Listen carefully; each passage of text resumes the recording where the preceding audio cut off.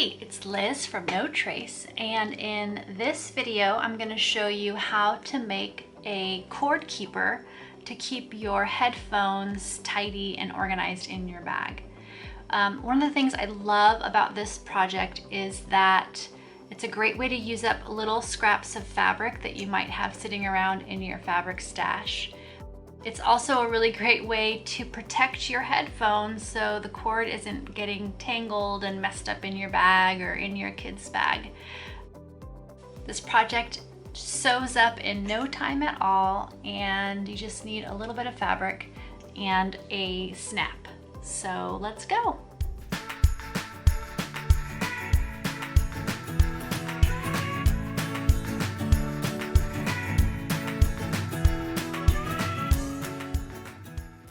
In order to make your cord keeper, you're gonna need fabric, scraps. These measure 3 inches on all 4 sides, and that seems to be a really good size. And this is an organic cotton canvas. Canvas is a thicker and more durable material than quilter's weight cotton that you might find at your fabric store. So I would recommend using canvas if you have it. I have also made cord keepers with quilting poplin with the other type of cotton, and they have also worked great, and they haven't failed me over a number of years. So you can use whatever you have on hand, but if you have canvas, it's a little bit more of a durable material for this project. So 3 inches, 2 squares that measure 3 inches on all 4 sides. You'll need some thread. You might want thread that matches your fabric. I'm going to be using a contrasting organic cotton thread so you can see the stitches better. You'll also need some straight pins, a seam ripper, a chopstick or a pencil. You're going to need your snap. So this snap is a 1/2 inch snap. It's actually made up of 4 pieces to get your snap in place. 1/2 inch is a nice size. It's a little bit more durable than the smaller sizes, but whatever you have will work. You don't need a super durable snap to hold your earphones in place. You're gonna need your iron and of course your sewing machine. And then you're gonna need a tool to set your snap. This is a special tool just for setting snaps that I got years ago at my local fabric store, and it wasn't very expensive, maybe, I don't know, $15 or something like that. So if you plan on working with snaps in the future, you might want to invest in this. And if you don't want to invest in that, your snap set will probably come with a little metal post and a little metal disc. I lost my metal disc, but this is also an easy way to set your snaps. You just need a hammer. Any size hammer will work, and you basically hammer your post with the disc underneath, and I'll give you the ballpark idea of how you do that when we get to that step. But again, this tool is pretty inexpensive and pretty handy.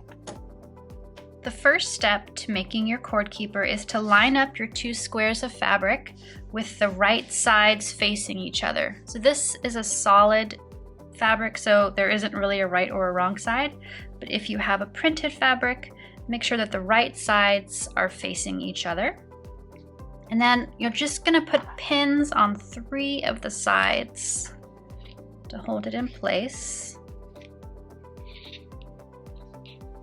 And then you're gonna take this over to your sewing machine, and you're gonna stitch using a 1/4 of an inch seam allowance. So that's a 1/4 of an inch away from the edge, just on 3 sides, leaving 1 side open. All right, I've stitched on 3 sides, and I did a little back stitch at the start and the stop of my line of stitches. And I trimmed some of the loose thread because this fabric was starting to fray a little bit. And now before I turn it right side out, I'm actually going to trim a little bit of fabric off the corners because it makes it less bulky when I turn it right side out. You don't have to do that, especially if you're working with a lighter weight fabric and not a canvas, but it makes it a little bit easier to work with the canvas fabric. So I'm just gonna get that corner a little bit and that corner a little bit. And if you're working with an all natural material like cotton canvas, you can compost your little bits of fabric in your home compost. If you don't have fabric recycling, most communities don't have that. You can also save these little bits and turn them into stuffing for other projects. You can also turn them into yarn, like an art yarn, which is really cool. I've never done that, but that's something that you can ask somebody else to do for you. There are people who will take your fabric scraps and turn it into art yarn, which is super cool. Okay, so I've trimmed a little extra fabric off those corners. Now we turn it right side out. Again, this is a solid fabric, so there isn't really a right or a wrong side, but we want to get all those seams hidden.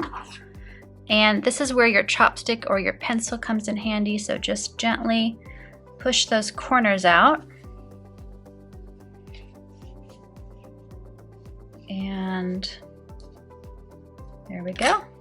Okay, the next thing we're gonna do is fold in the open edge about 1/4 of an inch.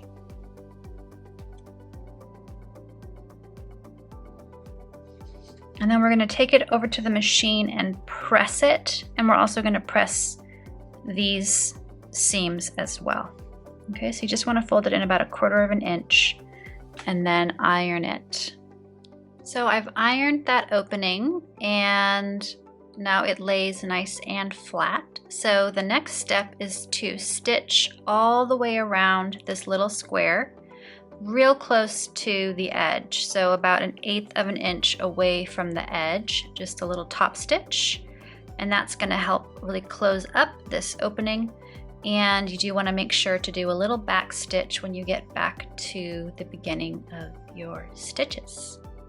Okay, I've made it all the way around my square and I did a little back stitch over my starting point when I got there to really lock in those stitches.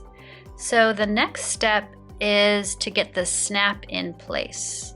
Now the way I like to do that is we are going to be making a hole with a seam ripper and it's going to be 3/4 of an inch down from this top corner.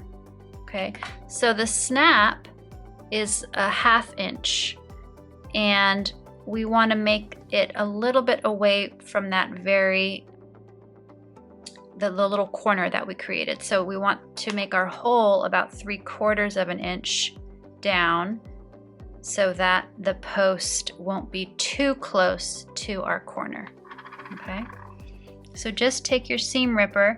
And one thing about seam rippers, or making a hole, I should say, is that you can always make your hole a little larger after you've started it, but you can't make your hole smaller. So do work slowly and carefully to get a hole in place. So right here is about 3/4 of an inch from that corner.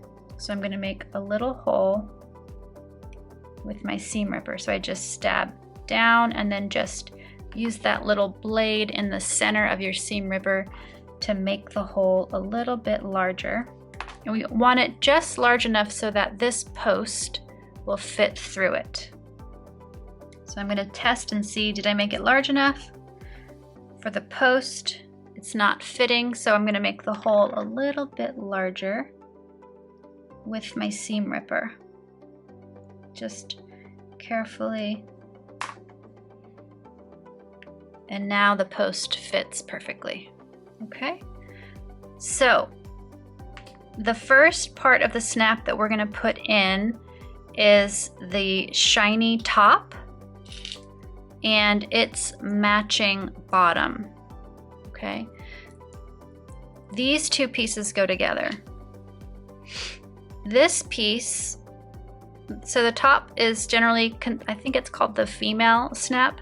And then the bottom snap is also called the male snap, and it has a smaller post piece that does not have a shiny side, and then it has a matching part that is smaller, and it has this sort of imprint all around the edge. So these two are going to go together.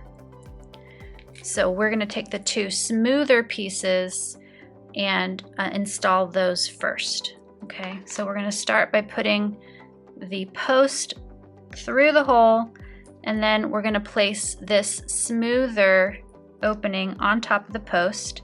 And now if you have your post and disc, which like I said, I lost it, you would put the disc with the curved side against your snap, and then you would put your post, your metal post, right inside of the post of your snap, okay, right on top of that. And then you would take your hammer and just hammer all the way around like that until this post splits open to really lock this piece in place. Okay. We are going to use my snap setting tool. Your snap setting tool, if you get one of these, it has two settings. One setting here has like a bump, a raised bump, and that's for setting the bottom post. And then if you lift it and flip it around, you'll get to the smooth side, and that side is for setting the smooth, shiny top part of your snap. So you put the shiny part of your snap into your snap tool, and then you're going to clamp down, but you want to make sure that the pointy part goes right into the post. Okay, so you'll close your snap setting tool slowly and really make sure that the pieces line up. Then you squeeze hard like that. And now you can see that that pressure split that post into 6 little pieces. So now that post has been split open and this snap is really locked in place. Okay? So now we're going to set the other snap on the opposite corner right here. And again, we're going to make a hole that's about 3/4 of an inch from that top corner. So right about here, I'm going to stab with my seam ripper, and then I'm going to push forward just a little bit to make a hole. Then I'm going to grab my other snap piece with the post and see, does the post fit? Not yet. Okay, so I'm going to take my seam ripper, make the hole just a little bit larger, and try again to see, does the post fit? Now the post fits perfect. And again, we are going to put this piece on top of our second post here, and this piece has like an imprint around it, so it's not as smooth as the other one. So we just line it up like that. And now I'm going to use my snap setting tool. I'm going to change the setting so that I have the side with the bump, and I am going to put the bottom part of my snap onto that bump, and then really line up the pokey part of my tool right into that post so that the tool is centered perfectly on the post, and then just squeeze. And now again, that post has split open into about 6 different little pieces so that this snap is also really locked in place. And now you always want to test that your snap works, so test that it opens and it closes, and it does. That's all there is to it.